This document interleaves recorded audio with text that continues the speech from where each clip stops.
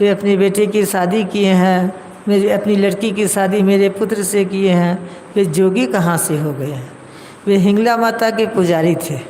बोले इसी बहाना से जाऊंगा हिंगला माता की पूजा करने और परख भी लूँगा कि मेरे समधी जोगी कैसे हुए, गुरु गद्दी पर कैसे विराजमान है। इसी बहाना से वे हिंगला माता की पूजा करने के लिए जाते हैं। जब हिंगला माता की पूजा करने के लिए जाते हैं, रास्ते में समधी का घर था, वहाँ पर वे ठहरे। अमरनाथ जी महाराज को आया देखकर अंगदेव जी महाराज जो उनके समधी थे बड़ा सम्मान किए उनका और अपने बगल में आसन दे के उन्हें बिठाए। अब रात में जब अमरनाथ जी महाराज सोए तो सुबह सुबह पिछले पहर रात में क्या देखते हैं, उनकी नींद टूट गई तो एक महान सुंदरी औरत अंगदेव जी महाराज के आंगन में झाड़ू दे रही है। वह देखते रहे, फिर उनको बड़ा आश्चर्य हुआ और उनसे रहा नहीं गया। वे गए, प्रणाम किए, बोले माता जी मैं तो कभी इतनी सुंदर और आप बड़े घराने की लगती हैं, किंतु यहाँ पर झाड़ू देने का काम करती हैं आप, यह मेरी समझ में नहीं आया। उस माता ने कहा देखो तुम जिस हिंगला माता की पूजा करने के लिए जा रहे हो वही मैं हिंगला माता हूँ। मैं यहाँ झाड़ी देती हूँ तो कौन बड़ी बात है। यहाँ तो ब्रह्मा विष्णु महेश कोतवाली करते हैं, कोई पानी भरते हैं, कोई कुछ करते हैं। और यह बोलकर वह अंतर ध्यान हो गई। अब अमरनाथ जी के मन में बेचैनी हो गई। जब उनके समधी गुरुगद्दी पर आके विराजे और बगल में उनका आसन लगा रखे थे, अमरनाथ जी को बैठने के लिए कहा तो बोला अब नहीं महाराज, अब मैं आपका बंदा बन के रहूँगा, आप मुझे अपना शिष्य बनाइए। वे उनके शिष्य बनते हैं।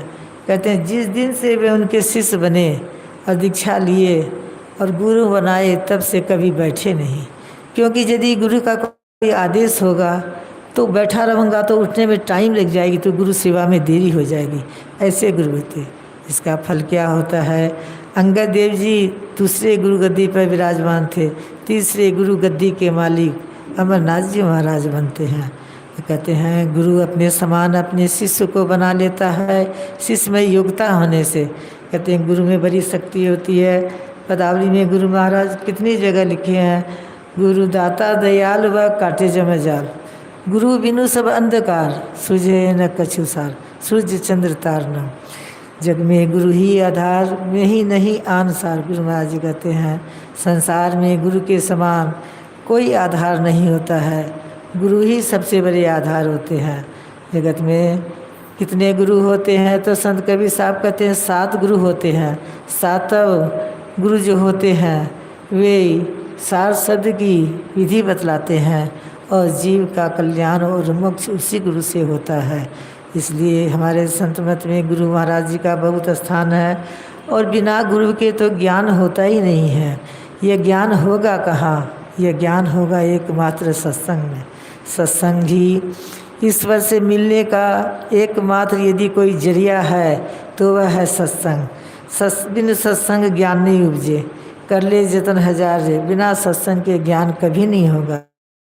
लिए धरती पर जितना भी अन्न होता है सब धरती से पैदा होता है, उसी तरह से संसार का सारा ज्ञान सत्संग से मिलता है।